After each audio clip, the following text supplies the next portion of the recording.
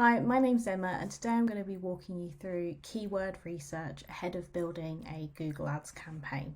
So before we really get started into the keyword research, what you need to know beforehand is firstly what services or products that you want to be targeting and at what kind of stage they are in the buying funnel. The main purpose with Google Ads a lot of the time is to target people who are at the bottom of the funnel or who are in a buying mindset. However, when you do your keyword research, you'll probably see a lot of research related terms like questions, how do I, what is, what can I, so on and so forth. And even though these are valid keywords, you need to be very certain on exactly who you want to be targeting. Because with these research-based keywords, they very quickly can eat up a lot of your spend. And they're not necessarily bad if you're happy to be bringing people to your website via pay-per-click ads at different points in the funnel. But you've got to remember that those kind of questions, how do I, so on and so forth, any kind of research-based keywords, they're very top of the funnel and you're going to get a lot of clicks from them probably because there's a lot of these kind of searches. But if you've got a smaller budget or you need to keep things a bit more focused, these aren't the kind of keywords that you're going to want to focus on or be spending money on clicks from. So just bear that in mind before you get started. Anything research-based, you need to be aware at what point in the funnel these people are going to be. Most of the time, you're going to want to focus on more buying intent keywords with your research. And that's what I'm going to be doing today because I want to be creating campaigns around users who are ready to purchase the services that I'm going to be creating ads for. So before you start, just make sure you're clear on exactly what services you want to be targeting and at what point during the funnel you're trying to get people to click on your ads. The first step is to create some form of sheet for you to organise your keyword research in. I'm using Google Sheets, you can use Excel, numbers, whatever, it doesn't really matter, just some kind of spreadsheet for you to organise stuff in. So I'm going to start naming these columns. Initial, Google suggested. Doesn't really matter what the names of the columns are. It's just for organisation purposes. And then drag that there. Okay, so the initial column is for any initial keyword ideas you have. If you're an agency and you're working for a client, what kind of ideas you've got from working with that client. If it's your own service, what kind of things off the top of your head do you think people will be searching for to find said services? Any ideas like that, but also stuff that you can garner from the website. So today I'm going to be doing this for Meta Growth Tech, and I'm going to be going through what text they've got on the website. This is the landing page. So what kind of ideas can I get from here? So to start off with, WordPress site security. I'm going to take these and just start putting them into this initial list. WordPress protection. So this website is for WordPress security services. And I'm basically going to be going through and getting a load of ideas based on the text. I want to make sure that I'm not picking up anything too general like security issues affecting your website or prevent security issues. That's not going to work. Upgrading and maintaining, it's more about security from the knowledge I've got of the service. But again, at this stage, I'm just getting initial ideas. So I've got a list here of initial ideas. Some of them are ones that I've gotten from the website. Some of them are things that I've thought of off the top of my head, and some have developed from things that I've gotten off the website. And for example, WordPress security specialist, that was wording on the website. I've changed that with company, solutions, as a few different ideas to get us started. So the next step is to get into the keyword planner in your Google Ads account and start using these keywords. So if you want to go into your Google Ads account, and then in the menu here, go to Tools and then Keyword Planner. And we're going to start with Discover New Keywords. So the initial stage is to get more keyword ideas from Google based off of the initial ideas that we've got. So I'm going to go to Discover New Keywords. It only lets you input 10 at a time. So I'll just do that. Copy these, put them in. That is 247 security. You can input your website here, but I know with this particular example, it then doesn't return any results. So I'm not going to do that this time. We've got our initial ideas.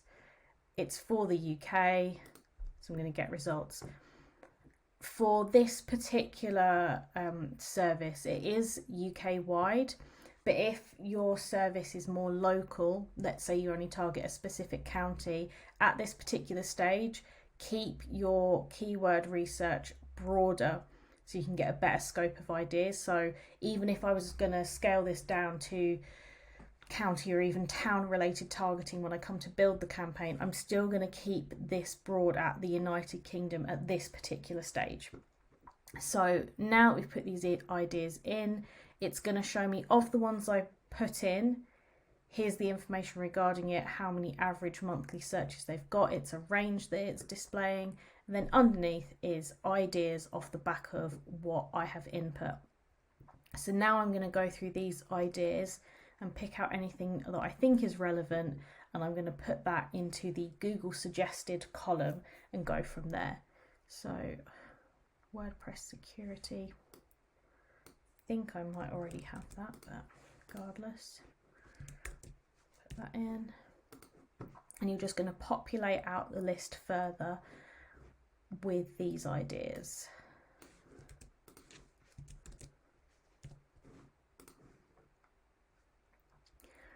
Now there'll be a lot of different stuff in here like WP Engine, that is a competitor name. I'm not going to touch anything to do with competitor names.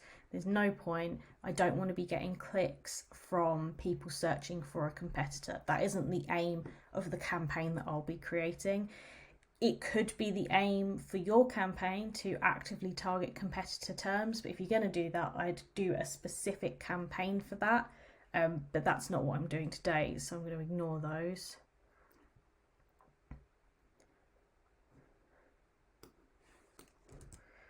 It's also important to note that at this stage, if there's things you're not 100% sure about whether they're too researchy or whether they're relevant, just note them down at this point. It's better to have them than it is to not. So I'm going to keep going through this list and you'll be able to see that there's quite a lot. There's 100 here out of 259.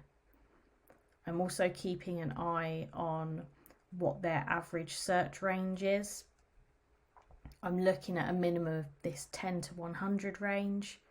If it's any less, I might overlook it, or if I think I've got something very, very similar, I might overlook it. But for now, I'm just going to continue on populating this list.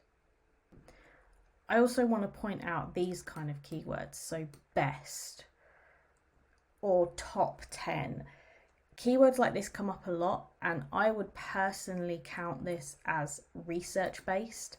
If someone is searching for best or top 10, they're normally looking for a list rather than a specific supplier at that point in time.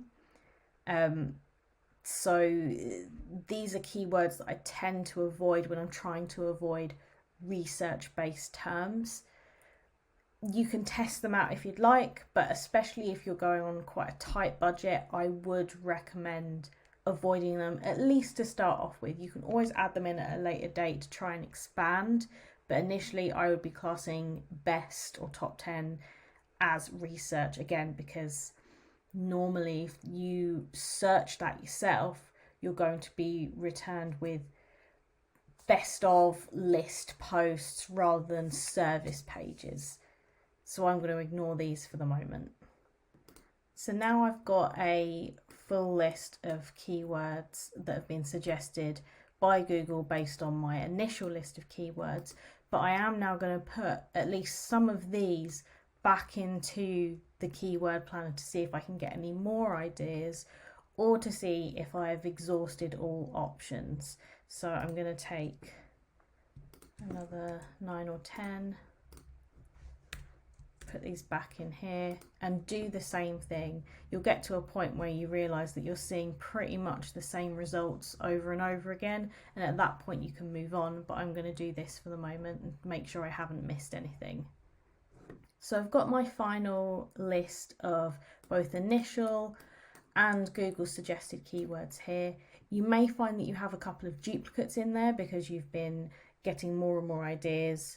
So for example, I've got protect WordPress site from hackers twice here, but at this stage that doesn't particularly matter. It's just best to get everything you think might be relevant. At this point, what I like to do is do a quick spell check to make sure there's no issues, because in the next stage, if you have spelt anything wrong, it will get search volume specifically for that spelling. So you could get incorrect results. It's so easy to make spelling mistakes, especially for me. There is no kind of inbuilt checker that will highlight anything as I'm typing, so I have to actually use the spelling tool here within Sheets to highlight anything. And you know how it is, if you're looking at the same word for over and over again, it becomes quite easy to miss any spelling mistakes. So just make sure that everything is spelt correctly at this point going forward, because you can get incorrect results because of that if it's not spelt correctly. So I am going to take this first column, we're going to go back to the keyword planner, and we're going to go back a step, and this time we're going to go to get search volume and forecast. I'm going to open this up and paste in all of my keywords, and then I'm going to hit get started. So at this point, think about your location targeting. So initially we went broad, the whole of the UK, and the whole of the UK is still relevant for what I'm doing right now. However, if you're just targeting, say, a town, let's say Chelmsford in Essex, you're not going to want to be getting search volumes for the whole of the UK, because it's just not going to be accurate, and you might end up making incorrect decisions that aren't beneficial for the campaign that you're going to build. But there is a caveat to this. So if I take out the UK and if I enter Chelmsford and target that, note that it only targets a very small area of Chelmsford. Now I know that with Chelmsford, actually all the way around here and to the A12 here would be counted as Chelmsford, but Google is not counting that. And let's say we're doing a very specific service-based campaign where we'll actually be willing to go about 10 miles outside of Chelmsford. That means that we're missing out on a lot of stuff here, and let's say 10 miles will take us to Whittam. All right, let's add in Whittam. If I target that, it's only going to target this very small area, but we're missing out all of this search volume in between. And pretty much this means that you could end up, again, making incorrect decisions about what keywords to target in the next step, because we're going to be getting the search volumes, like the actual search volumes for these keywords. And you could end up discounting a keyword that it says has no search volume, but it actually does, because we're only targeting really, really small areas. So in this instance, if I did know that at the end when I build my campaign, I'm probably going to do about a 10-mile radius around Chelmsford, I'm going to go bigger. I'm going to target the whole of the county instead for my keyword research. So yes, this does encompass a lot of space that we probably wouldn't be targeting with the ads. It's nowhere near as broad as going as the whole of the United Kingdom, but it's not so niche down that you're going to end up missing keywords with potential search volume. So this is what I tend to do when I'm doing areas like that. Otherwise, if you're targeting whole counties, You can input up to 5 locations in the keyword planner at this point. It won't let you input any more than that, so I couldn't put in like the whole of the south of the UK, all of those counties. But if I get, let's say, the biggest counties or the highest populated counties that I know I'm going to be targeting, it's going to help me towards my decision. But like I say, for this particular example, the United Kingdom is fine for me. So that's just something to bear in mind. At this particular point, you want to get a bit more specific with the location targeting. And that's where you do it, is here. Once you input the list, you edit it afterwards. Now, it gives us a list of all of the keywords I've input and their average monthly searches in ranges. Now I'm going to export this list. So come to download, and I'm going to do the plan historical metrics. I don't want to do forecasts, I want to do historical metrics, because this will give me information based on search volumes over the last 12 months. And I'm going to download that as a CSV. And then I'm going to come back into my sheet, and I'm going to go to File, Import, and Upload. And then I'm going to do it as Insert New Sheet, Import Data, and then we can see that we've got all of that import now in the sheet. Once I've imported the sheet, I like to organise it a bit because it's easier for me to look at this way, so I'm going to move myself over. There's a few different rows and columns that I'm going to remove. So for example, well, first I'm going to take the United Kingdom, go all the way to the bottom, paste that in. This is something I like to do for future reference. I'm going to delete these rows because I'm not going to need them, honestly. So delete selected rows. I'm going to delete the currency column because I don't need it. And then double click this. All of these don't need, because they're just pretty much all of this data segmented by months of the year. And then after that, each of these columns have their own uses.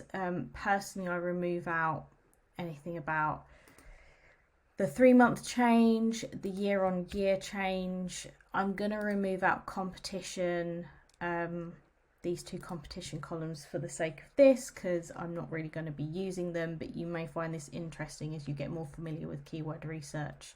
Do you know about the competition levels for each keyword individually?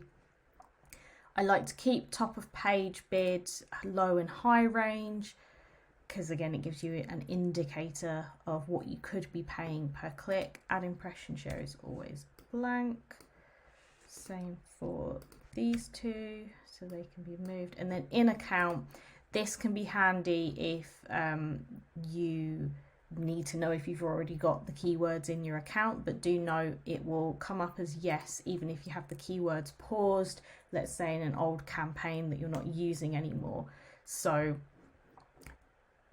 it's up to you whether you pay attention. I'm not going to use that for today. I'm going to drag these over. Mainly I am using the search volume column for today, so make them look pretty.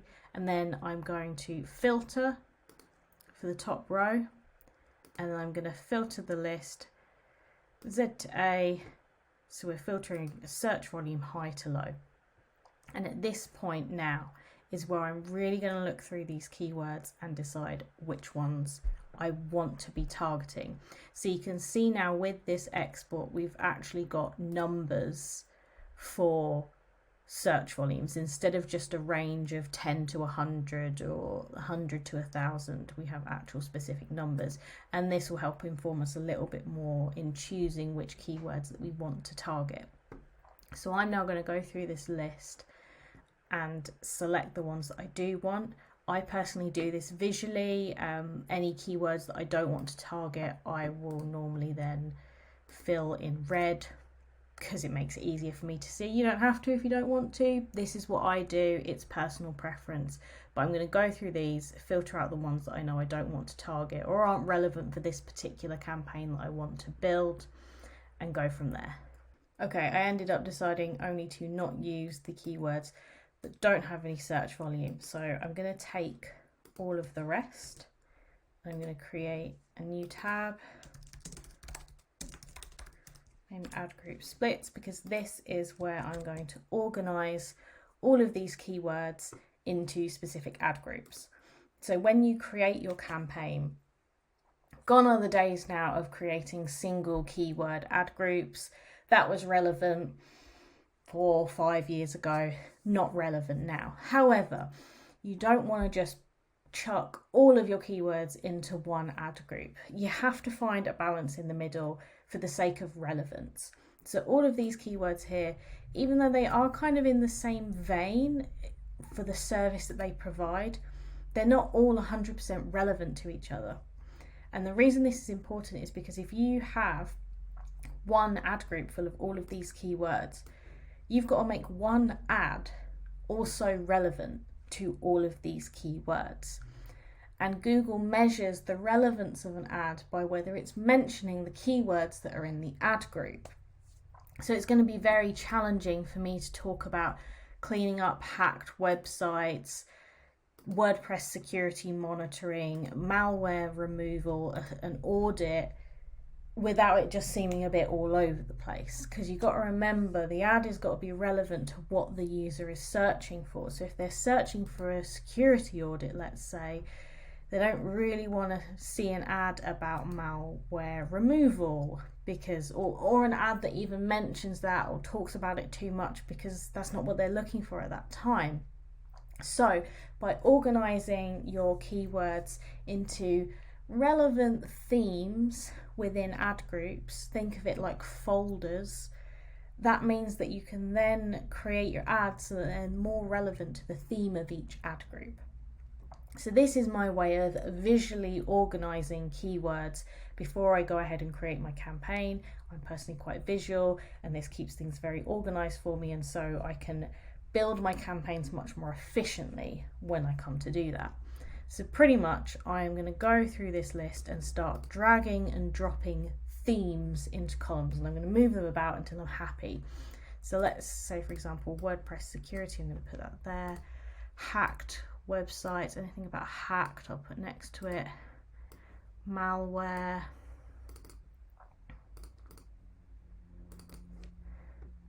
Protect websites from hackers, maybe I'll put that there for the moment. Remove malware.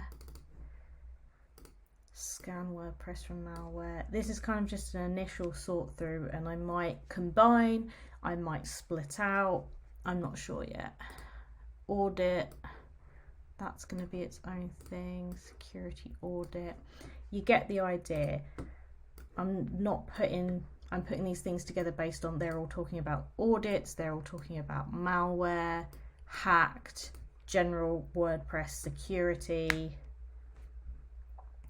secure my, secure your. I'm trying to put similar wording together because I know I'm going to have to use this wording in the ad text. So if similar wording is together, it's going to make my life a lot easier when it comes to writing the ads. So I'm going to keep doing this and I'll show you once I am done. So I've now finished organising the keywords. It hasn't really changed too much. I haven't added any more columns, but I have now named the columns. So these will be what the ad group names end up being. These really don't mean anything. They're purely for organisational purposes, so I know roughly what kind of keywords are within the ad group.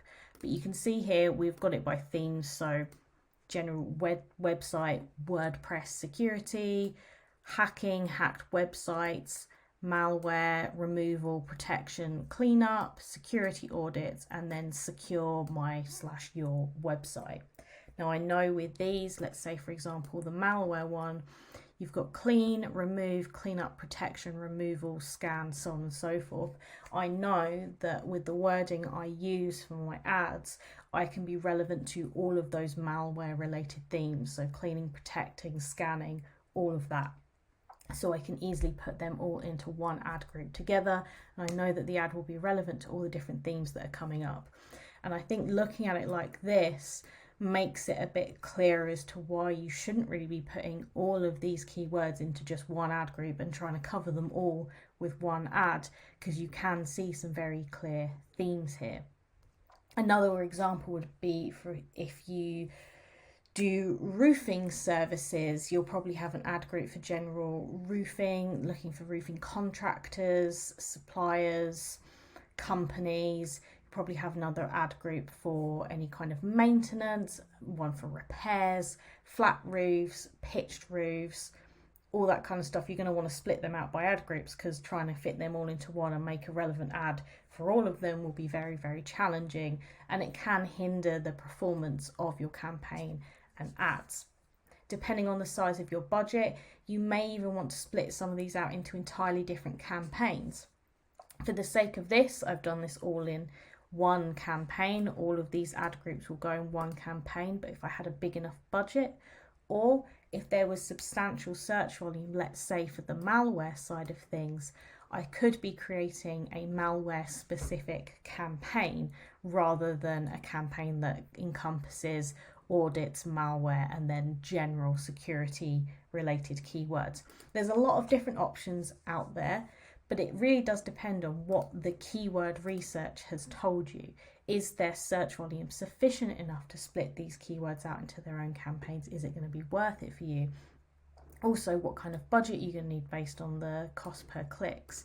And then again, sorting them all out into their own ad groups, so that when you come to build the campaign, you can be way more efficient in your build and make sure that you're getting the most relevant ads across to your target audience. So that's pretty much keyword research from start to finish. The next step is for you to go and build your campaign now, and if you haven't done that before, you can watch our other video on building a campaign from scratch. It also includes how to create a Google Ads account if you haven't got one already, but give that a watch. That will be linked in the description down below. But otherwise, good luck with creating your first campaign.